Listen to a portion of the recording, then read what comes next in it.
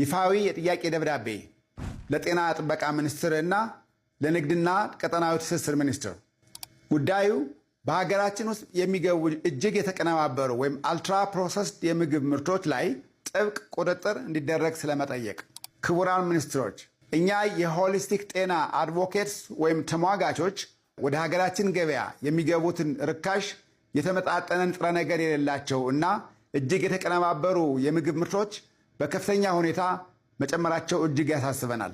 ኢትዮጵያ በምግብ ራስን ለመቻልና በአረንጓዴ ልማት ላይ በምትሰራበት በዚህ ወቅት ሀገራችን በበለጸጉ ሀገራት የተቀባይነት የሌላቸውን እና ለጤና ጎጂ የሆኑ ሰው ሰራሽ ማጣፈጫዎች ወይም ሃይ ፍሩክቶስ ኮርን ሲራፕ የበዙባቸው ምርቶች መጣያ ወይም ዳምፒንግ ግራውንድ እንዳትሆን እንፈራለን።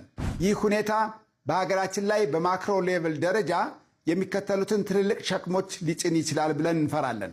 ተላላፊ ያልሆኑ በሽታዎች እንደ ስኳር በሽታ፣ ደም ግፊትና የልብ ህመም ለማከም የሚወጣው ወጪ የሀገርን በጀት እያሟጠጠ ለመድኃኒት ግዢ የሚወጣውን የውጭ ምንዛሬ ፍላጎት እየጨመረ ነው። በእነዚህ መከላከል በሚቻሉ በሽታዎች የተጠቃ ዜጋ የሀገሪቱን የኢንዱስትሪና የግብርና እድገት ማፋጠን አይችልም። እነዚህ ጤናማነታቸው ያልተረጋገጡ የምግብ ሸቀጦች እኔ ምግብ ብዬ መጥራት እፈራለሁ።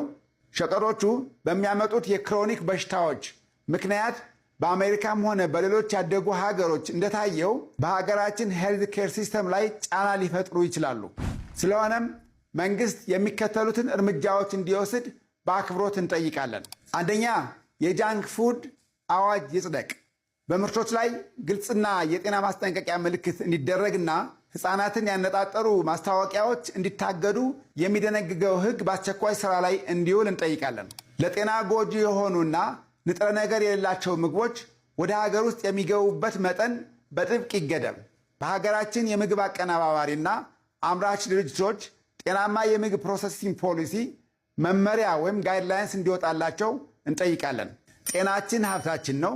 የወደፊት ትውልዳችንን እንጠብቅ። ከአክብሮት ጋር የጤና ሆሊስቲክ ወታደር ዶክተር ማርቆስ